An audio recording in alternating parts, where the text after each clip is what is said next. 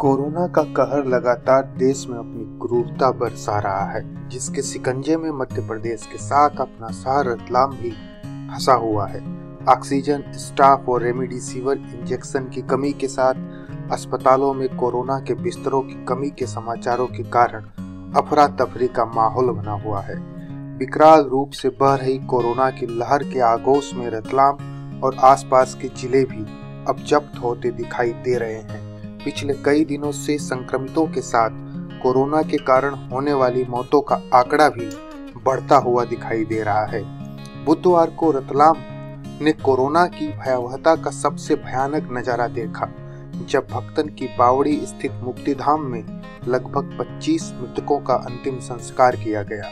Corona की पिछली लहर में शहर ने इतनी चिताओं को एक साथ जलते नहीं देखा था। सूत्रों के माध्यम से जब इस दिल को झकझोरने वाली खबर का पता चला तो हमारे रिपोर्टर भी मौके पर पहुंचे। मुक्तिधाम का नजारा दिल को दहला देने वाला था।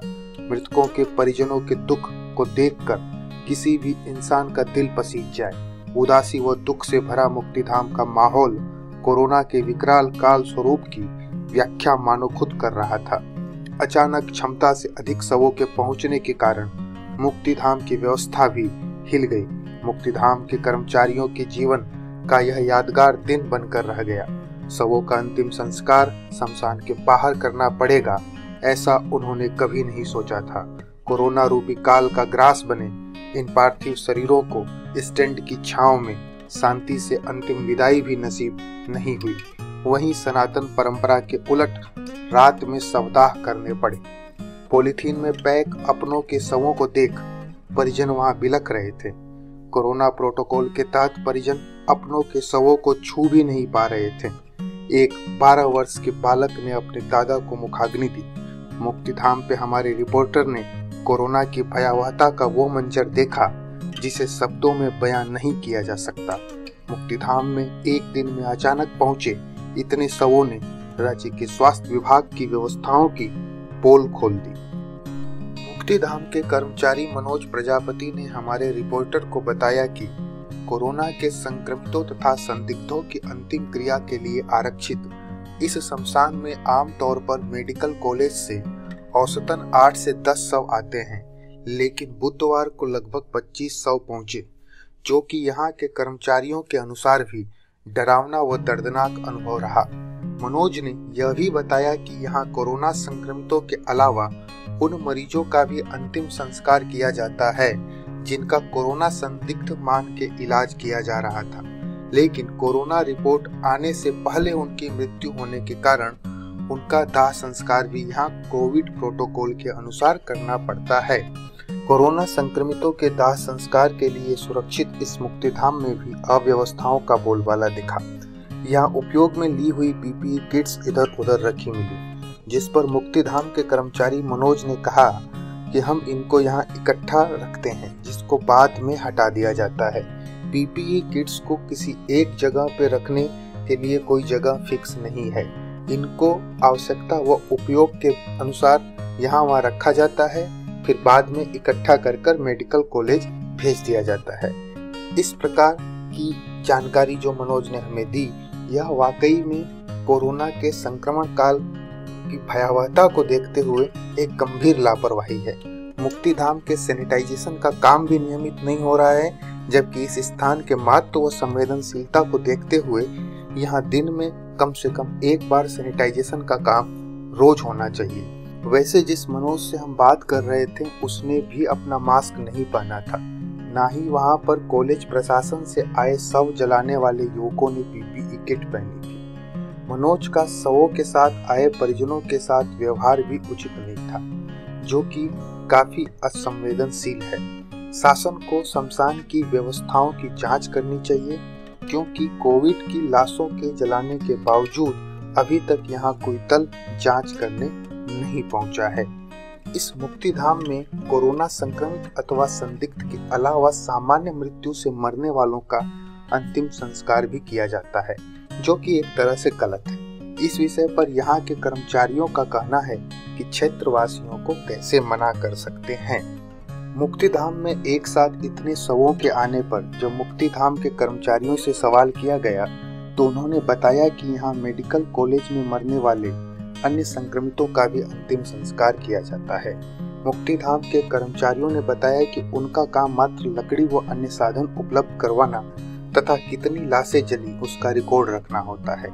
इनमें से कितने कोरोना संक्रमित तथा संदिग्ध हैं, इसकी जानकारी रखना मेडिकल कॉलेज वालों अथवा जीएमसी चौकी वालों का काम है। हमने जब जीएमसी चौकी प्रभारी सुशील सिंधे से बात करनी चाहिए तो उनका फोन बंद मिला, जिसके बाद जानकारी मिली कि उनका स्वास्थ्य भी गड़बड़ है। उनकी जगह अभी प्रभार हेड कांस्टेबल हितेंद्र सिंह के पास है। हमने हितेंद्र सिंह से बात की तो उन्होंने बताया कि कितनी लाशें बुधवार को मेडिकल कॉलेज से मुक्तिधाम पहुंची, इसकी जानकारी डीन शशि गांधी से मिलेगी। तब तक देर रात हो चुकी थी। सुनिए चौकी प्रभारी ने क्या कहा। नमस्कार मैडम, अभी चौकी का प्रभार आपके पास ही है जीएमसी की। मैं ये पूछ रहा था कि आज जो कितनी डेड बॉडी जीएमसी से गई है वो जानकारी आपसे लेना चाह रहा था। मैं आया भी था पर आप मिले नहीं मुझे। कौन सा बोल रहे हैं? जी मैं इंडिया मिक्स न्यूज से बोल रहा हूँ, जयदीप। तो डीन मैडम दे पाएगी? डीन मैडम दे पाएंगे सर? हाँ ओके ठीक है फिर। अचानक मुक्तिधाम में पहुंचे इतने शवों के पीछे की सच्चाई जानने के लिए हमने जब गुरुवार को रतलाम मेडिकल कॉलेज की डीन शशि गांधी से बात की तो उन्होंने सीधे बुधवार को अचानक 25 शवों के मुक्तिधाम पहुंचने के मामले पर कुछ भी बताने से इनकार कर दिया तथा सुपरिटेंडेंट जितेंद्र गुप्ता से बात करने की सलाह दी। हालांकि डॉक्टर गांधी ने कहा कि अचानक हुई इतनी अधिक मौतों का मुख्य कारण मरीजों की हालात रही। डॉक्टर गांधी ने बताया कि मेडिकल कॉलेज की व्यवस्था में कोई कमी नहीं है, ऑक्सीजन, दवाओं तथा डॉक्टरों की मात्रा पर्याप्त है। डीन ने यह भी बताया कि अन्य जिलों के मरीज जो यहाँ भर्ती हैं उनका अंतिम संस्कार भी यही किया जा रहा है, जिनमें कोरोना संक्रमितों के साथ संदिग्ध भी शामिल हैं। दोस्तों, हमारे रतलाम में इस बार कोरोना की वजह से हमारी स्वास्थ्य व्यवस्था चरमरा सी गई है। हालांकि प्रभारी मंत्री जगदीश देवड़ा के दखल के बाद वह पूरे प्रदेश में बिगड़ते हुए हालात को देखते हुए हरकत में आए प्रशासन के प्रयासों से कुछ बेहतरी होती दिख रही है। ऑक्सीजन की उपलब्धता को प्रायोरिटी पर रखा गया है। आज रतलाम को 300 से अधिक रेमडेसिविर इंजेक्शन भी मिले हैं, लेकिन रोग के प्रकोप व नीमच, मंदसौर, झाबुआ आदि पड़ोसी जिलों की रतलाम पर निर्भरता को देखते हुए ये प्रयास नाकाफी लग रहे हैं। स्वास्थ्य विभाग व प्रशासन को और एक्टिव होने की आवश्यकता है। एक साथ इतनी लाशों का मुक्तिधाम पहुंचना, साथ ही 7 दिनों से अस्पताल में भर्ती रहे एसडीओपी मान सिंह चौहान की मृत्यु हो जाना कोरोना के प्रबंधन की व्यवस्थाओं की पोल खोल रहा है। एक उच्च स्तरीय पुलिस अधिकारी को अगर रतलाम मेडिकल कॉलेज उचित मेडिकल सुविधा मुहैया नहीं करवा पा रहा है तो आम आदमी का क्या हाल होगा, इसका अंदाजा लगाना मुश्किल नहीं है। एक दिन में अचानक हुई 25 मौतों के पीछे का संतोषजनक कारण स्वास्थ्य विभाग के कर्मचारियों ने न मीडिया को बताया न शहर की जनता को। ऐसे में सूत्रों से मिली जानकारी के अनुसार गुरुवार को भी 12 मृतकों का अंतिम संस्कार मुक्तिधाम में किया गया, जबकि सरकारी आंकड़ों में मात्र 4 संक्रमितों के मरने की जानकारी दी गई। अब शहर की जनता यह जानना चाहती है कि अगर संक्रमितों के अलावा संदिग्धों की अगर इतनी बड़ी संख्या में मौत हो रही है तो इसका कारण क्या है, कोरोना संदिग्धों की मौत का आंकड़ा क्या है तथा उसे क्यों जारी नहीं किया जा रहा है। रिपोर्ट समय पर नहीं मिल पाने के कारण संदिग्ध मृतक अगर नेगेटिव मिलता है तो इसका जवाबदार कौन है। दोस्तों, अगर आपको यह वीडियो पसंद आई हो तो इसे लाइक कीजिए, इस वीडियो को शेयर कीजिए और हमारे चैनल को सब्सक्राइब कीजिए। धन्यवाद।